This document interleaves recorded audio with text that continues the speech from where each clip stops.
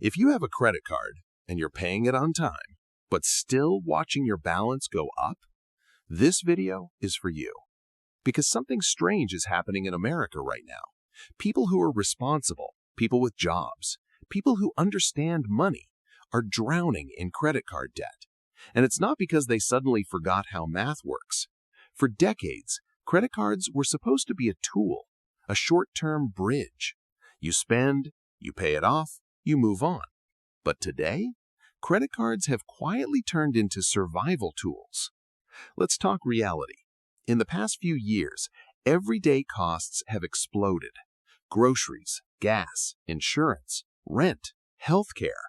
But wages? They didn't explode. They barely stretched.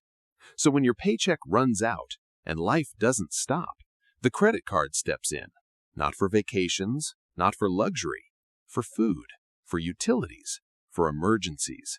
That's the first reason credit card debt is exploding. People aren't using cards to get ahead. They're using them to stay afloat. Now here's where it gets dangerous. Interest rates. A few years ago, credit card interest was already high. Today, many cards charge 20% to 30% interest. That means if you carry a balance, the system is working against you every single month. You can make your payment on time. You can even pay more than the minimum and still feel like you're going nowhere. That's not poor discipline. That's math designed to trap. Now let's talk about the people no one expects to struggle.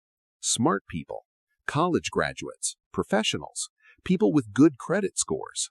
Why them? Because they're often the most confident using credit. They understand it. They manage it carefully. They assume they can handle it later. But later never comes because costs keep rising faster than income. So the balance creeps up slowly, quietly, month after month, until one day the card stops feeling like a tool and starts feeling like a weight. Here's another uncomfortable truth. The American system quietly shifted. It no longer rewards saving. It no longer protects stability. It rewards cash flow and ownership. If you own assets, inflation can help you. If you don't, inflation pushes you toward debt. Credit cards fill the gap. And once you're in that gap, getting out feels impossible. Now, some people will say, just cut expenses. But what do you cut when your expenses are survival? Food? Rent? Transportation to work? This is why credit card debt is rising, even among people who are doing everything right. And this leads to the most dangerous part, financial stress. People stop planning. They stop investing. They stop thinking long term because every decision becomes about this month. That's how debt doesn't just affect money. It affects mindset. So what do you actually do? Not get-rich-quick schemes, not risky bets, not pretending debt doesn't exist. The shift starts here. Use credit cards intentionally, not automatically. Focus on increasing income leverage, not just cutting costs. Treat debt like a system problem, not a personal failure. Build small cash flow buffers even before investing. Stop measuring success by lifestyle. Measure it by control. Credit cards themselves aren't evil, but relying on them to survive is a signal that the rules changed.